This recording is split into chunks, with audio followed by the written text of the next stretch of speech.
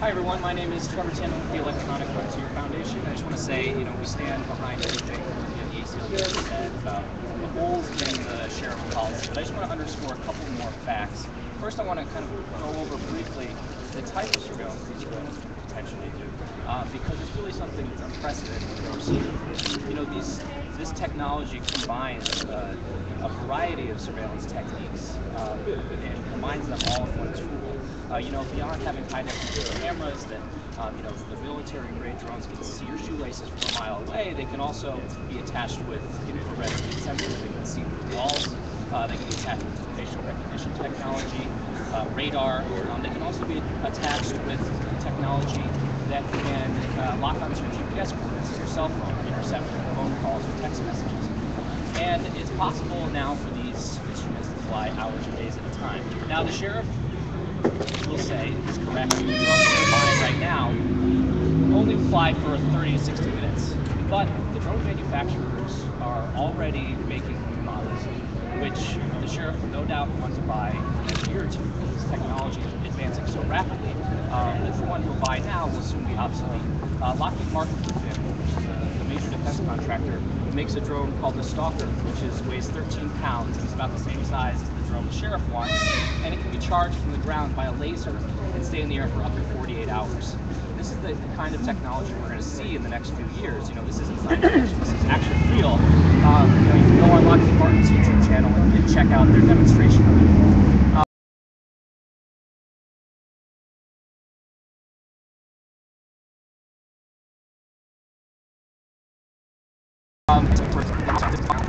And as I said, could potentially be thrown into the DHS fusion centers where the FBI and Homeland Security can then use that footage for just about anything. The other point I want to make is this is now becoming a huge election issue across the country. There are 13 state legislatures at least, including Washington, Virginia, Florida, and others, who are now considering and fast-tracking drone legislation to protect people's privacy. There was the situation in Charlottesville, Virginia, where they actually already passed an anti-drone ordinance. And so, what we want Alameda County to do is pass a binding ordinance that lays out strict privacy policies so that the sheriff can't unilaterally change them, and that people can feel safe from unwanted surveillance. And there's no doubt that this will become an election issue here in Alameda, just like it has across the country, and we hope the Board of Supervisors takes that into consideration. Thank you. Now I'm going to turn it over to Nadia, who's with the Alameda County Against Drones.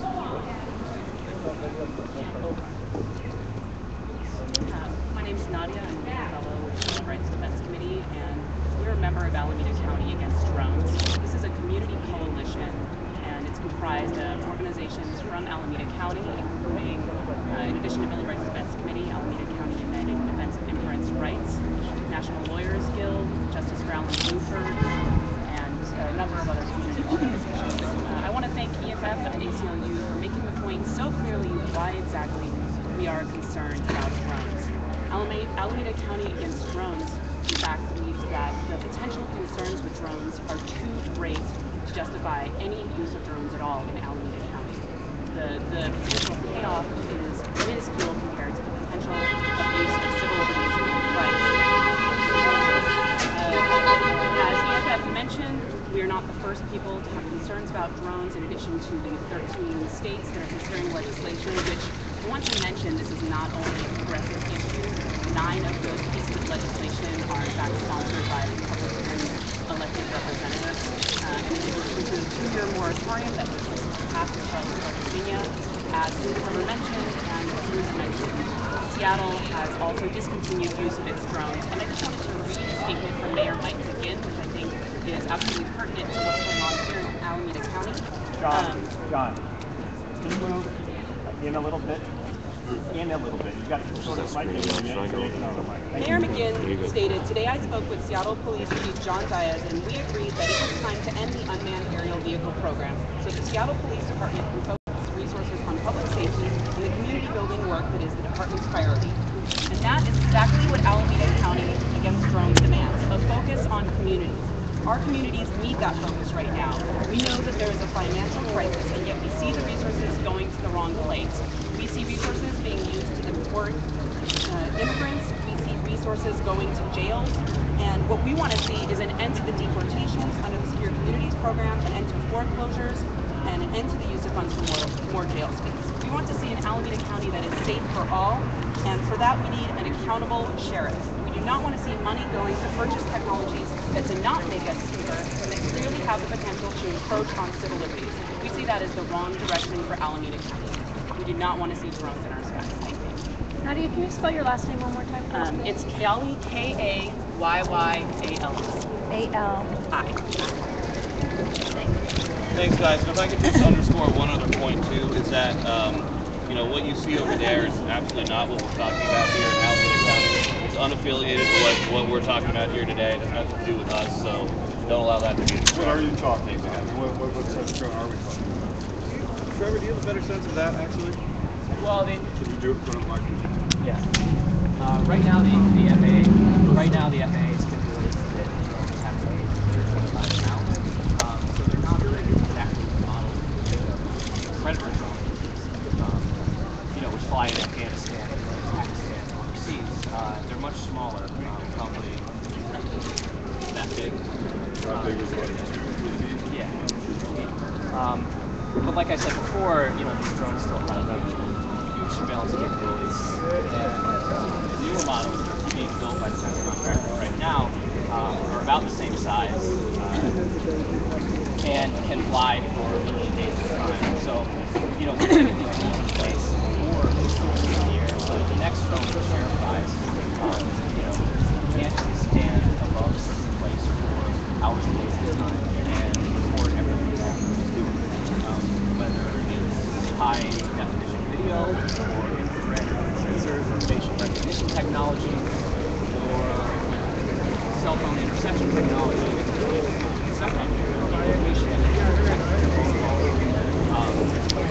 and so, that, like Will said, that we have nothing to do with that demonstration.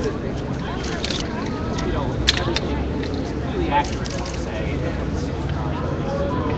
don't look like that, but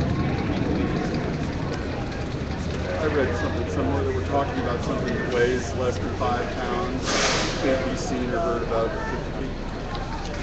I'm not sure if the exact height drone in question, but like I said, the rules in the books right now that they have to be implemented. The FAA is also expected to really relax those rules in the next couple of years. So potentially, the next drone that is able to fly is bigger and fly for much longer period of time. We want to make sure that the privacy rules are in place to protect you. What you see here is much harder to stop.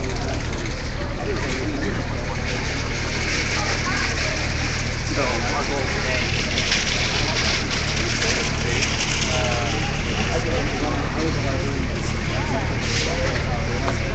they can start flying now.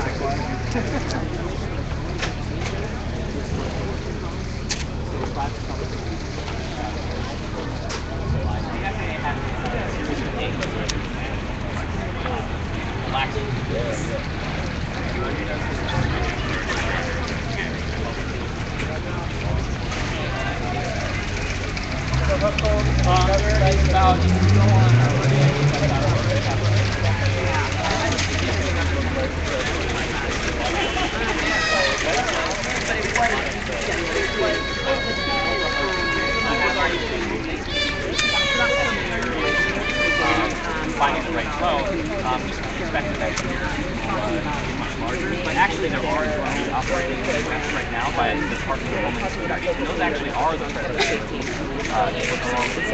along the border. They're actually loaning them out to local cities. Now, obviously, they don't have any surveillance, but they can stay in the air much longer. Yeah, that's where Alameda County gets it.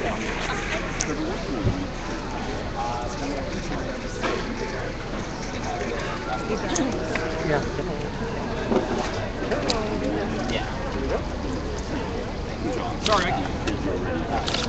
Sorry, I came late. Can I get you to tell me your name and kind of sum up what you were saying? Is this loud enough? Transport workers, Alameda County Sheriff. By the way, if anybody wants to do individual interviews, my colleague Parker Higgins over there in the sunglasses can talk about this as well. But my name is Trevor. I can hear you. Okay. My name is Trevor Tim. It's spelled T-I-M-M. And I'm a policy analyst for the Electronic Communications. And we're a digital civil liberties organization based here in the Bay Area. And we want to underscore 2 points. When it comes to the loopholes in the sheriff's drone privacy policy, and we want to make sure that Board of Supervisors doesn't approve anything before this privacy policy includes meaningful safeguards and is binding on the police department. And we also want to underscore how important this issue is to constituents both from left and right. And this is becoming a national election issue across the country. There are at least 13 states on legislation. And what are the loopholes you guys are concerned about? What is the worst case?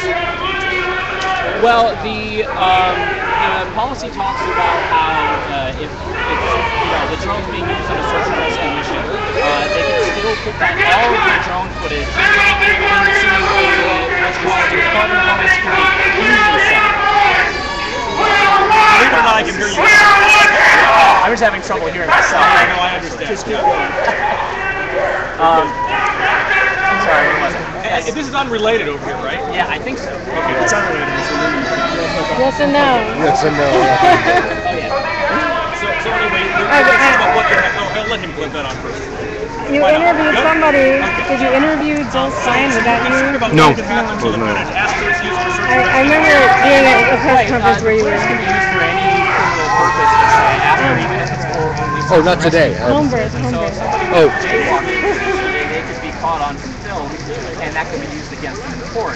It can also be given to the Department of Homeland Security and the FBI for any purpose that they want. And so we want to make sure that this information is first compartmentalized and only used for the specific purpose that the sheriff wants to use the drone for. You know, we're very happy he says that we don't want to use it for surveillance, but the privacy policy that he wrote, it opens for him to do pretty much whatever he wants. So we want to make sure that those